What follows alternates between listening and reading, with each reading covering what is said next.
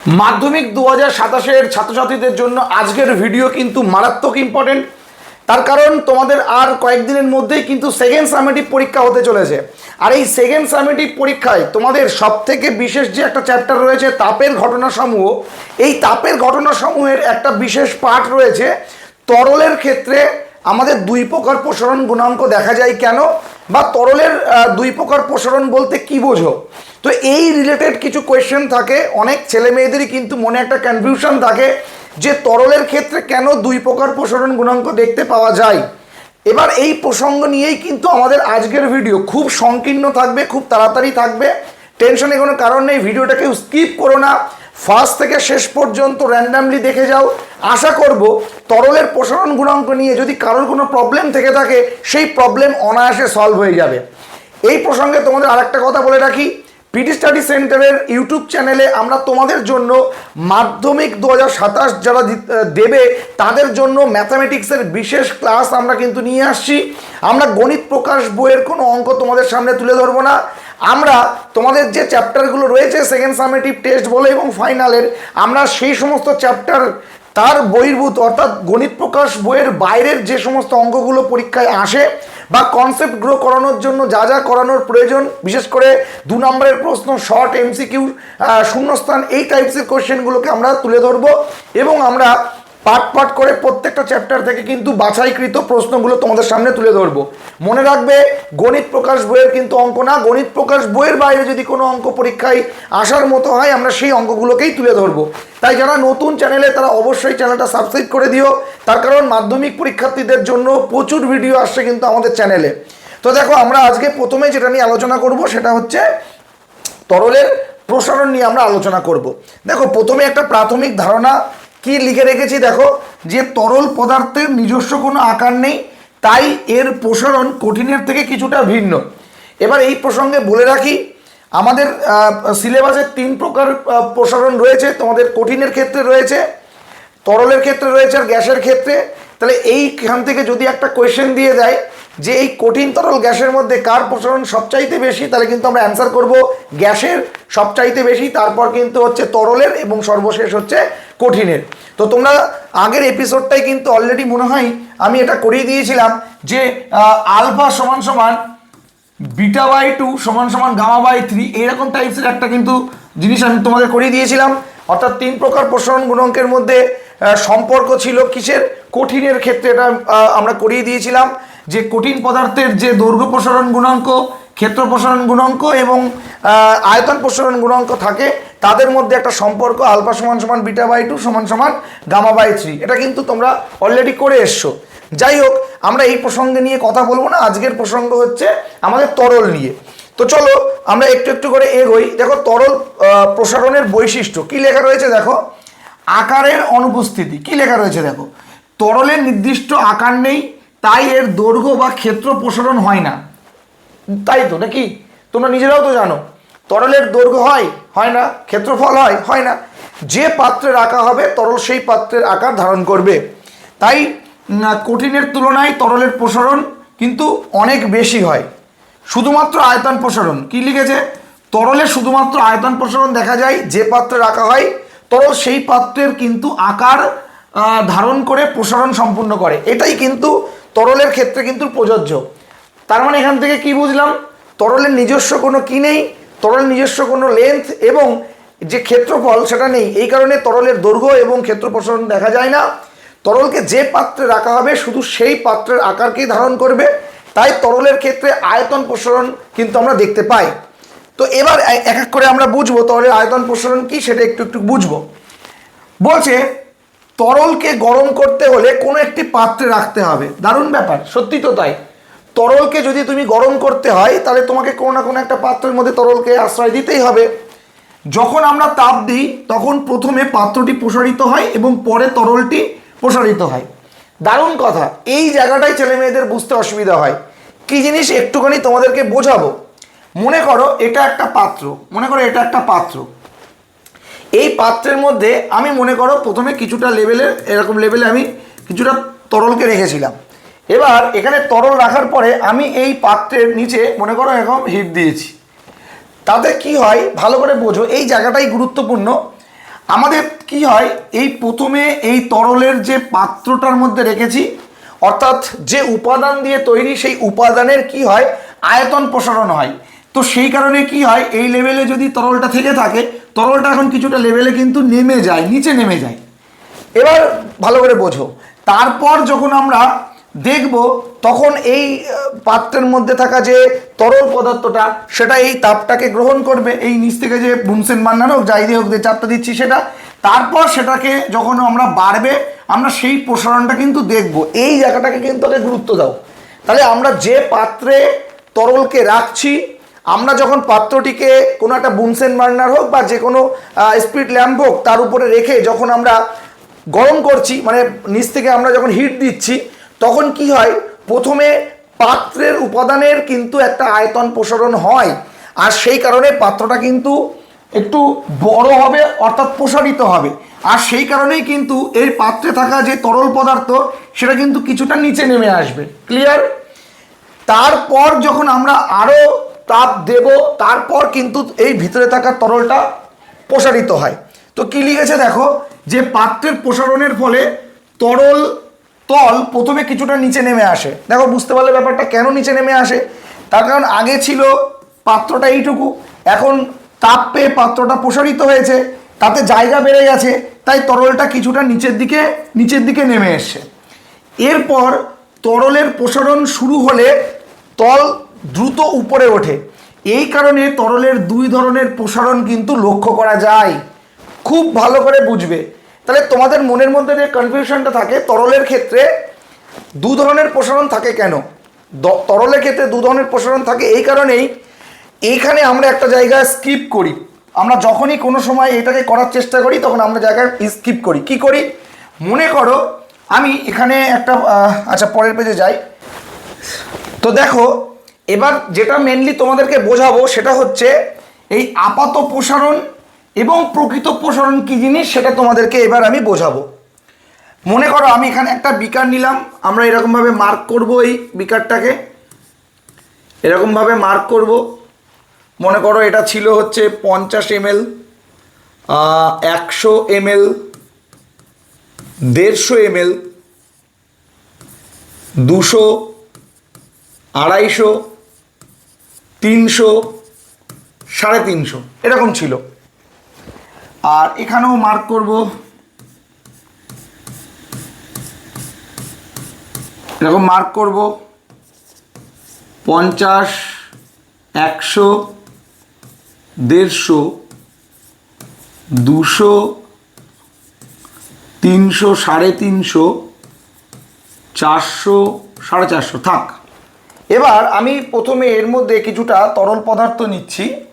আমার মনে করো এই লেভেলে মনে করো ছিল, আমার মনে করো এরকম লেভেলে তরল পদার্থ ছিল, এই যে এই লেভেলে তরল পদার্থ ছিল, এই লেভেলে তরল পদার্থ ছিল। তাহলে খুব ভালো করে বোঝার চেষ্টা করো, আমি যখন কোনো রকম বাইরে থেকে আমি হিট দিইনি, তাপ দিইনি, তখন মনে করো আমার এখানে যে তরলের যে উপরিতলটা ছিল বা আমার যে আয়তনটা ছিল সেটা হলো 250 ml। এটা মনে করো আমার ছিল 250 ml ছিল। ক্লিয়ার? এবার আমি কি করলাম, এবার আমি বুনসেন বার্নার দিয়ে এখানে মনে করো হিট দিলাম। ক্লিয়ার? খুব মন দিয়ে বুঝবে। এবার যখনই আমি হিট দিলাম তখনই আমি দেখলাম যে এটা এক লাপে এই মনে করো এই 350 পৌঁছে গেছে, এরকম এই 350 লেভেলে পৌঁছে গেছে, এরকম জায়গায় পৌঁছে গেছে। খুব ভালো করে বোঝার চেষ্টা করবে, 350 পৌঁছে গেছে। তাহলে ভালো করে বোঝো, আমার প্রথমে ছিল কত, আমার প্রথমে ছিল হচ্ছে 250, কি ঠিক কি না, এত ml ছিল। তারপর যখনই আমি বুনসেন বার্নার দিয়ে যখন আমি হিট দিলাম তখন এই তরলটা প্রসারিত হয়ে কত হলো, 350 হয়ে গেল কিন্তু, হ্যাঁ 350 ml হয়ে গেল। তাহলে ভালো করে বুঝবে, তাহলে আপাত দৃষ্টিতে কতটুকু বেড়েছে বলে তোমার মনে হয়। দেখো 350 থেকে যদি আমি 250 ml বিয়োগ করি তাহলে কিন্তু আমার এখানে কত আসছে, আমার এখানে কিন্তু আসছে 100 ml, ঠিক কিনা দেখো 100 ml। তাহলে আপাত দৃষ্টিতে এই যে 100 ml তরল প্রসারিত হলো বলে তোমার মনে হচ্ছে আয়তনটা, এই যে আপাতভাবে দেখছো একেই বলছি আমরা আপাত প্রসারণ। তরলের কি বললাম? আপাত প্রসারণ। কি ছিল 250, তুমি যখন হিট দিলে তখন দেখলে যে তরলটা এখন পৌঁছে গেছে 350 ml এ। তাহলে এই যে 350 থেকে 250 তুমি লেস করলে, পেলে 100 ml, এই যে মানটা পেলে এটাই হচ্ছে আপাত প্রসারণ, তরলের আয়তনের আপাত প্রসারণ এইটা। এবার তাহলে ভালো করে ব্যাপারটা বোঝার চেষ্টা করো। তাহলে এইটা কিন্তু আমরা একবারে দেখছি, ছিল 250, ডাইরেক্ট দেখলাম 350, এর মিডিলে কিন্তু আমরা কোনো পর্যবেক্ষণ করিনি। এটাই আমাদের ভুল। তাহলে আমরা যদি এখন আমরা এক্সপেনশন দেখি, রিয়েল এক্সপেনশন আমরা দেখি যে কোনো একটা লিকুইডের তরলের ক্ষেত্রে, তাহলে তখন কি হবে বোঝার চেষ্টা করো। আসলে ঘটনাটা কি ঘটেছিল, যখন 250 ছিল, তারপর যখন আমরা হিট দিলাম, এই 250টা নিচে কিন্তু নেমে প্রথমে 200-তে চলে আসার কথা। ব্যাপারটা বোঝো, আমি ধরে নিচ্ছি 200-তে এসছিল, এই 200-তে এসছিল। তার কারণ কি, আমরা যখন পাত্র সমেত তরলটাকে হিট দেবো বাইরে থেকে, তখন আমাদের পাত্রের উপাদানেরও কিন্তু একটা আয়তন প্রসারণ হবে। কি বললাম? পাত্রের উপাদানের আয়তন প্রসারণ হবে। আর যখনই পাত্রের উপাদানের আয়তন প্রসারণ হবে, তখন পাত্রের আয়তন বেড়ে যাবে, আর তখনই কিছুটা পরিমাণ তরল কিন্তু নিচের দিকে ডাউনে চলে আসবে, কিছুটা তরল নিচে চলে আসবে। তাহলে তখন কত? তখন মনে করো সেটা হচ্ছে 200 ml। তাহলে এবার যদি প্রকৃত অর্থে দেখতে হয়, তাহলে ছিল কত? 250। উপাদানের আয়তন প্রসারণের কারণে পাত্রের তরলটা নিচে নেমে আসলো 200। তাহলে এখন সেই তরলটা আমরা কততে দেখছি? 350। তাহলে যদি এটা দেখতে হয়, তাহলে এখন 350 ml থেকে যদি আমি 200 ml মাইনাস করি, তাহলে যেটা অ্যান্সার পাবো সেটাই কিন্তু আমাদের রিয়েল। এইটা কিন্তু 150 ml যেটা পেলাম, এটা কিন্তু আমাদের রিয়েল। অর্থাৎ এটাই হচ্ছে তরলের প্রকৃত প্রসারণ, এটাই হচ্ছে তরলের কি প্রকৃত প্রসারণ। তাহলে মাথার মধ্যে ঢুকলো কি কোনটা আপাত আর কোনটা প্রকৃত। এবার তোমাদের মনে এটা হতে পারে, স্যার আয়তন যখন তরলের উপাদানের, তরলটা তো বাড়ছে সেটা দেখতেই পাচ্ছি, বাট যখন পাত্রের উপাদানের আয়তন প্রসারণ হচ্ছে তখন সেটা দেখতে পাচ্ছি না কেন? তরলের আয়তন প্রসারণের তুলনায় পাত্রের উপাদানের আয়তন প্রসারণটা খুবই ক্ষুদ্র বা অল্প পরিমাণে হয়, এর জন্য আমাদের চোখে ধরা পড়ে না। বাট বাস্তবে যদি আমাকে দেখতে হয়, তাহলে আমাদের কি করতে হবে? আমরা গামা আর যেটাকে বলছি আমরা রিয়েল মানে প্রকৃত যদি দেখতে হয়, তাহলে আমাদের কি করতে হবে? গামা এ প্লাস গামা জি, এই সূত্রটাকে কিন্তু আমাদের অ্যাপ্লাই করতে হবে। তার মানে আমরা এখান থেকে কি বুঝলাম? প্রকৃত প্রসারণ, তরলের প্রকৃত প্রসারণ সমান সমান আপাত প্রসারণ প্লাস পাত্রের প্রসারণ। তাহলে এই ক্ষেত্রে গুণাঙ্ক কটা পাবো?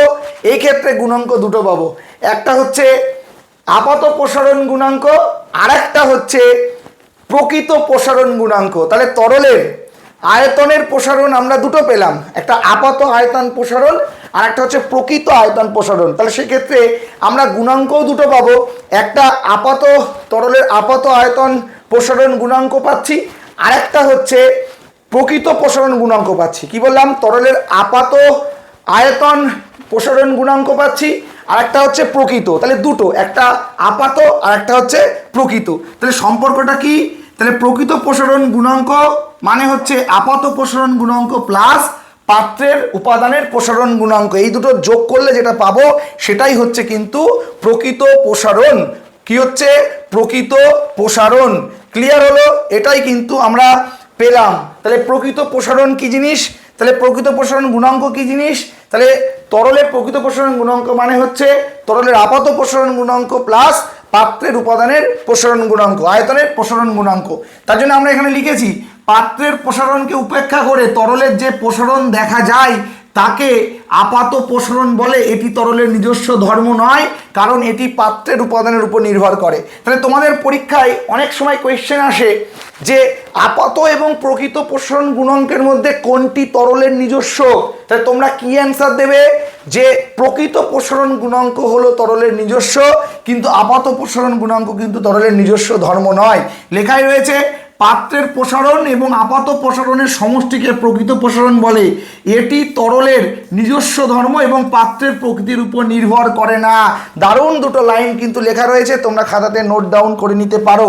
তাহলে পাত্রের প্রসারণকে উপেক্ষা করে তরলের যে প্রসারণ দেখা যায় তাকে বলা হয় আপাত প্রসারণ, আর পাত্রের প্রসারণ প্লাস আপাত প্রসারণের সমষ্টিকে বলা হয় প্রকৃত প্রসারণ। ক্লিয়ার হলো? তাহলে এই ক্ষেত্রে যদি আমরা গামা আরটা নিয়ে ভাবি তাহলে আমরা কি পাবো?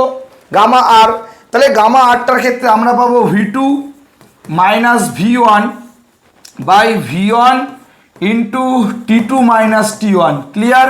এই কিন্তু আমাদের এক্সপ্রেশন বলতে পারো যে রিয়েল যেহেতু বলছি, তাহলে প্রতি 1 ডিগ্রি সেন্টিগ্রেড উষ্ণতা বৃদ্ধিতে প্রতি একক আয়তনের যে প্রকৃত আয়তন প্রসারণ হয় তাকেই বলা হয় প্রকৃত প্রসারণ গুণাঙ্ক, তরলের প্রকৃত প্রসারণ গুণাঙ্ক।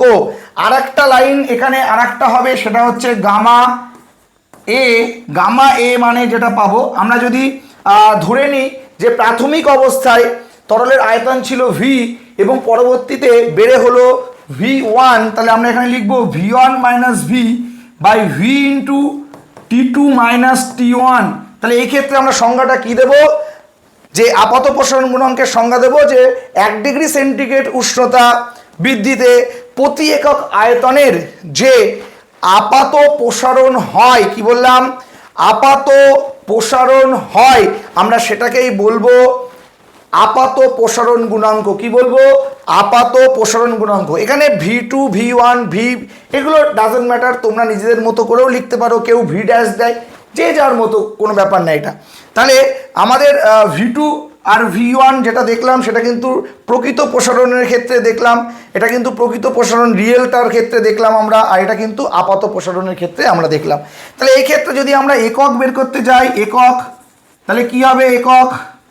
দেখো এখানে আয়তন আর এখানে আয়তন যদি কেটে যায় আর নিচে থাকবে শুধুমাত্র টেম্পারেচার পড়ে থাকবে, তাহলে ডিগ্রি সেন্টিগ্রেড ইনভার্স সিজিএসএ, আর এসআইতে যদি দেখি তাহলে হলো কেলভিন ইনভার্স।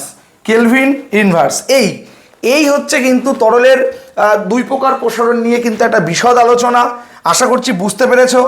ঠিক আছে, তো এখানে দেখো গাণিতিক সম্পর্কটা লিখে রেখেছি, ভি আর সমান সমান ভিএ প্লাস ভিজি, যেখানে আমরা এখানে অনেকে ভি দিয়ে বললাম তার কারণ এটা আয়তন প্রসারণ, পরে একটা গুণাঙ্ক।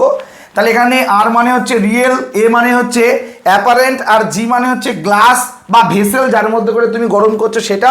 আর প্রসারণ গুণাঙ্কের মধ্যে সম্পর্ক হলো গামা আর সমান সমান গামা এ প্লাস গামা জি, এটা হলো প্রকৃত প্রসারণ গুণাঙ্কের মধ্যে সম্পর্ক। তাহলে প্রকৃত প্রসারণ গুণাঙ্ক মানে আপাত প্রসারণ গুণাঙ্ক প্লাস পাত্রের উপাদানের প্রসারণ গুণাঙ্কের যোগফল, এই দুটো যোগ করলে যেটা পাবো সেটাই হচ্ছে প্রকৃত প্রসারণ গুণাঙ্ক। ক্লিয়ার?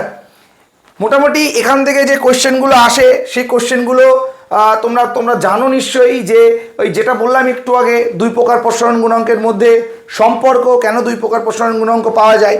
আচ্ছা, এই ক্ষেত্রে যদি তোমাদের একটা কোয়েশ্চেন করি যে কখন তরলের কোনো আপাত প্রসারণ গুণাঙ্ক থাকবে না, এটা যদি একটা প্রশ্ন আসে যে কখন তরলের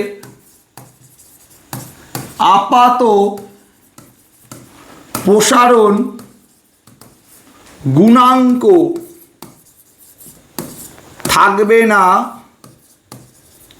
বা জিরোর সমতুল্য হবে, এরকম যদি কোয়েশ্চেন আসে, দেখো একদম ইজি ব্যাপার। দেখো গামা আর সমান সমান গামা এ প্লাস গামা জি, তাহলে এই ক্ষেত্রে গামা আর সমান সমান যদি এটা জিরো হয় প্লাস গামা জি, তাহলে এখান থেকে গামা আর সমান সমান গামা জি। তাহলে একটা প্রশ্নের উত্তর কিন্তু একদম ক্লিয়ার হয়ে গেল। যদি প্রকৃত প্রসারণ গুণাঙ্ক এবং পাত্রের উপাদানের আয়তন প্রসারণ গুণাঙ্ক যদি সেম হয়, দুটো ইকুয়ালি রান করে, তাহলে সেই ক্ষেত্রে কোনো আপাত প্রসারণ গুণাঙ্ক পাওয়া যাবে না।